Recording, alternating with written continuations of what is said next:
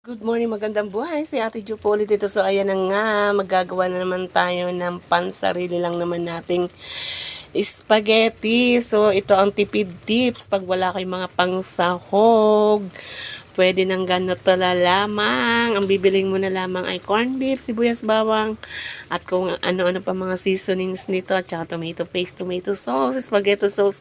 Yun, okay na yan, panama na yan para magkaroon lamang ng spaghetti na sinasabing kinikraving ng iyong mga anak. So kami kasi meron pa mga natira nung bagong taon. Kaya ito, magagawa ulit kami ng spaghetti tipid ang sahog pero malasa. So guys, mamaya-maya ulit papakita ko sa inyo pag ito ay meron ng sauce. Guys, sa mga magtatanong kung ano lamang ang aking tipid tips para makagawa ng spaghetti sauce, ayan, ito lamang, isang nasa latang corned beef, at ito tomato sauce at spaghetti sauce, at ayan sibuyas, bawang, magic sarap at paminta.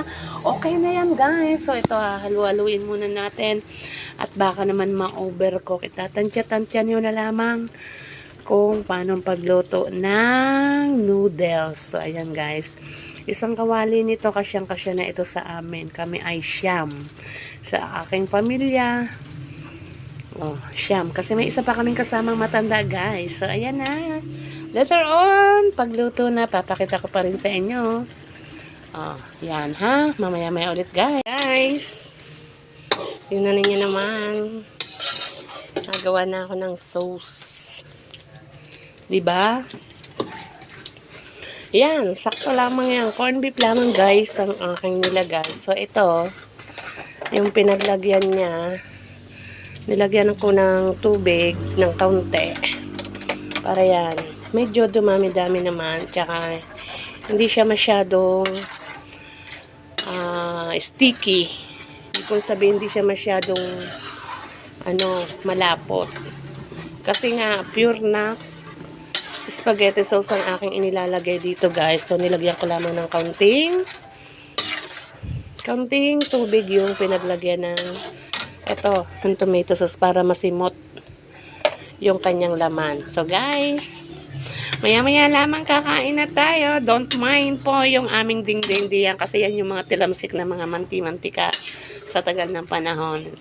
Importante malinis natin ginagawa ang ating pagkain. So, ayan guys. Pala guys, yung aming noodles, kung napapansin nyo, may macaroni noodles na kasama. Yes po, pinagsama ko na yung natitira pa talaga namin. Umpisa nung bagong taon, may mga natira talaga kaming lulutuin na hindi na namin niluto kasi nag-focus sa mga anak ko sa kanilang inihaw. So, ayan guys, luto ng aking noodles. Oh. Pala guys, makalimutan ito, yung tatlong hotdog. Lalagyan din natin siya ng hotdog. Mamaya-maya. Guys, yung muntik na makalimutang hotdog. Lagay na natin para dumami ang sahog. Ayan. Malapit na itong maluto guys. Mamaya-maya kakain na. Yan guys, pwede nang hanguin. Luto na ang ating spaghetti sauce. Kakain na. Guys, kakain na po kami. At ayun na nga aking baby. Ayan, ito yung malaking ilong guys. Ay, guys, kain na kayo, kain na. Kakain na po Sarap. tayo. Ang sarap naman spaghetti with Jollibee. Ayan, oh. Tipid lamang po yung sahog na yan. Yan po ay mga tira na lulutuin namin ng bagong taon. So guys, ayan, kain po tayo. Bilian. Kain na. Sarap. Guys, kain na po tayo. Kain na. Ito yung tipid na spaghetti pero masarap. Pag po akong nagluluto ng spaghetti, nakabukod po ang sauce. Kasi siyempre yung iba gusto maraming sauce, yung iba sakto lang. Kaya ayan.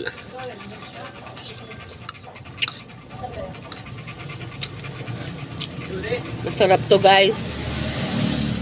Kaya ako gumawa ng ganito kasi magtatanghalian kami. Sabi ng aking asawa ay gumawa raw ako nito. Ay nagpagawa ng alas 10 na, 10:30 na. So, libre na ang aking tanghalian na pambiling ulam. Ito na ang aming tanghalian, guys. Oh. Sarap.